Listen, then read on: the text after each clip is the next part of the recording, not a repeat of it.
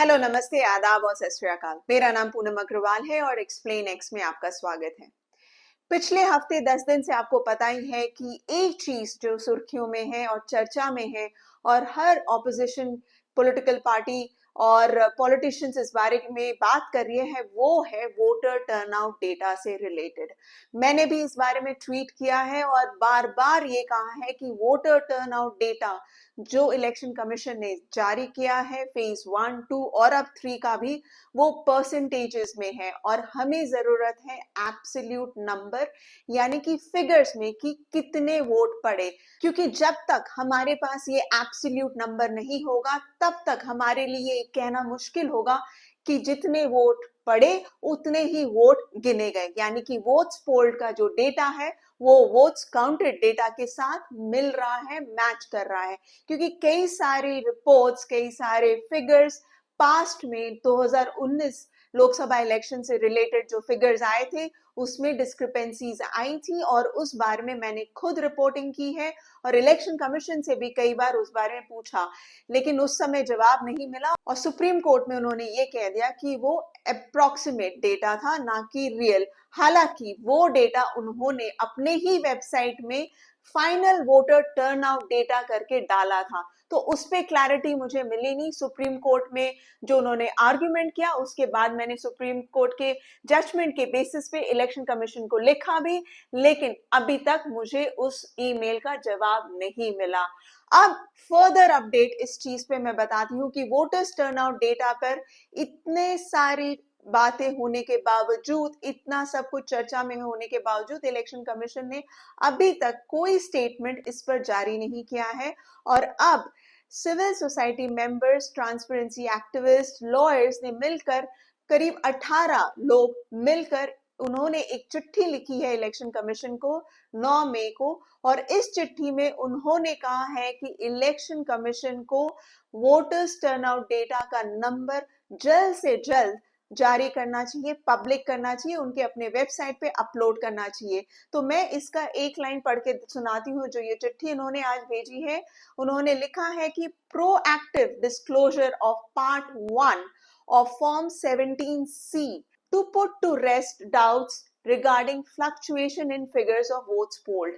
यानी कि वो कह रहे हैं कि जल्द से जल्द इलेक्शन कमीशन को 17C जो फॉर्म होता है उसका पार्ट 1 जो कि वोट्स पोल डेटा से रिलेटेड होता है, उसमें वोट्स पोल डेटा के फिगर्स मेंशन होते हैं, उस पर्टिकुलर फॉर्म को उन्हें जल्द से जल्द पब्लिक डोमेन में डालना चाहिए।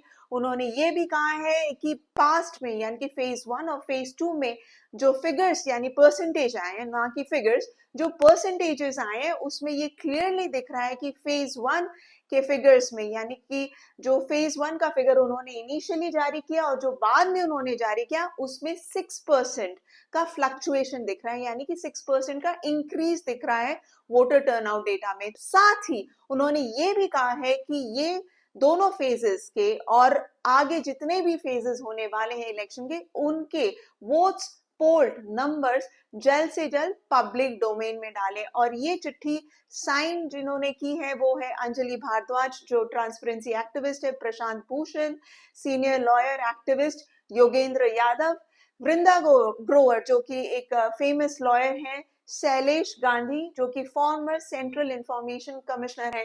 तो ये कुछ जाने माने लोगों ने साइन करके ये पर्टिकुलर लेटर इलेक्शन कमीशन को 9 मई को भेजा है। साथ ही इन्होंने एक पिटिशन भी, ऑनलाइन पिटिशन भी डाला है सेम रिक्वेस्ट के साथ, और वो पिटिशन कोई भी साइन कर सकता है। मैंने ऑलरेडी साइन कर दिया और मैं उस पिटिशन का लिंक इस पर्टिकुलर वीडियो के डिस्क्रिप्शन बॉक्स में भी डालूंगी।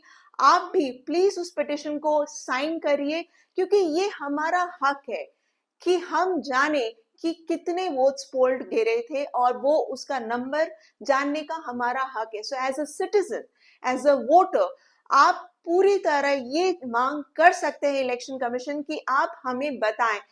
आप एक चीज समझिए कि ये नंबर से ट्रांसपेरेंसी बढ़ेगी और जो लोगों के दिमाग में डाउट्स आ रहे हैं वो डाउट्स हटेंगे। इसीलिए ये फॉर्म 17C का पार्ट 1 जो फिगर दिखाता है, वोट्स पोल्ड का फिगर दिखाता है, उसे हमें जानने का पूरा अधिकार है। आपको मैं थोड़ा सा ये भी बता देती कि आखिर फॉर्म 17C दिखता कैसा है, उसमें क्या लिखा हुआ है, वो मैं आपको स्क्रीन में भी डालूंगी। लेकिन उसके पहले एक चीज और मैं बता दूं कि 2 मई को इसी रिक्वेस्ट के साथ कि आपने वोट्स पोल्ड का जो फिगर इशू किया, परसेंटेज इशू किया है फेज 1 और फेज 2 का, उसका फॉर्मेट क्यों चेंज कर दिया, उसको आपने नंबर्स में क्यों नहीं डाला, ये चीज मैंने लिखी थी इलेक्शन कमीशन में, कमिश्नर को, चीफ इलेक्शन कमिश्नर को, बहुत सारे लोगों को ये ईमेल मैंने मार्क करके भेजा था 2 मई को, और आज तक मुझे उसका जवाब नहीं मिला। अब आती हूँ फॉर्म 17C। आखिर ये फॉर्म 17C है क्या और क्यों इतना इंपॉर्टेंट है?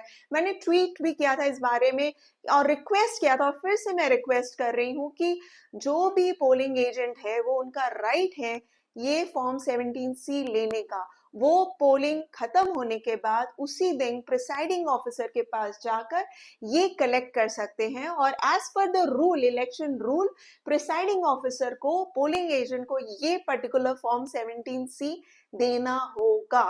तो ये उनका हक है, and I am sure past में लोगों ने कलेक्ट किया होगा, और अगर किसी को नहीं पता है तो प्लीज आप इसे जरूर कलेक्ट करें अपने पोलिंग एजेंट।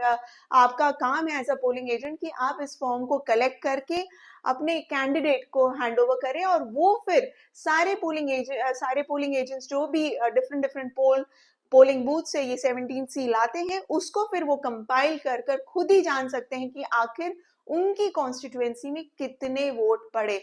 और अगर वहां के कैंडिडेट चाहते हैं, उस कॉन्स्टिट्यूएंसी के कैंडिडेट चाहते हैं, तो वो इस पर्टिकुलर फिगर को पब्लिक भी कर सकते हैं। उससे जनता को पता भी चलेगा कि हाँ इतने वोट्स पड़े, और वो चीज हम सबके पास रहेगा। तो वो एक तरह का अच्छा प्रोसेस रहेगा। अब मैं आती हूँ फॉर्म 17C, आखिर ये होता क्या है? फॉर्म 17C सिंपल, इसमें जो मेन हेडलाइंस होते हैं, वो इसमें जो डिफरेंट सेक्शंस होते हैं, उसमें एक तो ये कहता है कि total number of voters entered in the register for voters, यानी कि कितने लोग पोलिंग बूथ के अंदर आए, कितने वोटर्स आए, उनका नाम देना होता है। फिर number of voters decided not to record votes. कई बार ऐसा होता है कि पोलिंग बूथ में पहुंचने के बाद वोटर मन बदल देता है, वो चाहता है कि वोट नहीं देता हूँ, होता है, कई बार ऐसा हो सकता है, तो वो भी फिगर इन्हें देना पड़ता है। फिर उसके बाद इन्हें आना पड़ता है total number of votes recorded as per voting machine. Voting machine का मतलब है ईवीएम में कितने वोट्स रिकॉर्ड हुए हैं, तो वो नंबर यहाँ पर इन्हें दर्ज करना होता है पोलिंग बूथ में। प्रिसाइडिंग ऑफिसर की ये जिम्मेदारी है कि जैसे ही वो पोलिंग खत्म होता है, उसे ईवीएम मशीन में एक बटन होता है, क्लोज बटन, उसे प्रेस करते हैं, और वो जैसे ही वो प्रेस करते हैं इमीडिएटली उसमें फिगर आ जाता है कि एक ईवीएम मशीन में 900 वोट पड़े फॉर इंस्टेंस, और वो फिगर वो फिर इस पर लिखता है। तो वो इस समय ये भी मैच करते हैं कि कितने लोग आए वोट देने के लिए। हो सकता है उनका फिगर लिखा हो सकता है कि 910 लोग आए वोट देने के लिए, 10 लोगों ने डिसाइड किया कि नहीं दूंगा, फिर वो उसको माइनस करके वो नंबर 900 का आया। तो ये जो फॉर्म 17 है इसलिए इंपॉर्टेंट है क्योंकि ये एक रिकॉर्ड बनाया जाता है, और ये रिकॉर्ड बनाने के पीछे पर्पस ही ये है कि ये जो सारा डेटा है वो एक जगह कंपाइल होकर रखा जाए। पोलिंग बूथ में जब इलेक्शन खत्म होता है, पोलिंग खत्म होता है, तब प्रिसाइडिंग ऑफिसर ये फॉर्म भरता है, पोलिंग एजेंट्स को ये फॉर्म की एक कॉपी देता है, और साथ ही एक कॉपी वो रिटर्निंग ऑफिसर को भी भेजता है, और वो रिटर्निंग ऑफिसर फिर ये पूरा डेटा कंपाइल कर कर इलेक्शन कमीशन के ऑफिस में दिल्ली में ये फिगर भेजता है।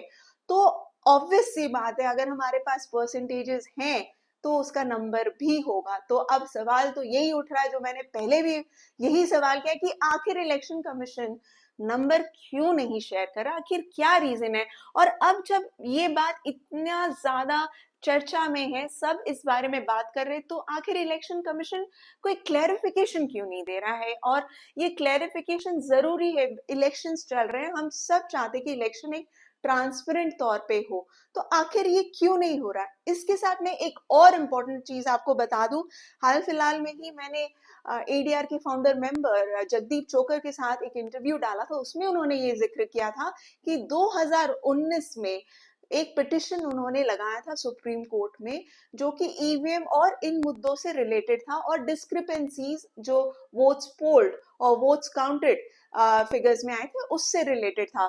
ईवीएम से ज्यादा इलेक्टोरल प्रोसेस, इलेक्शन प्रोसेस पे कुछ चीजों की उन्होंने मांग की थी। और उसी पिटिशन में उन्होंने ये भी मांग की थी कि फॉर्म 17C को पब्लिक डोमेन में डाला जाए, और इस चिट्ठी में फिर से यही मांग की गई है कि फॉर्म 17C को जल्द से जल्द 48 घंटे में हो सके तो वो पब्लिक डोमेन में डाला जाए।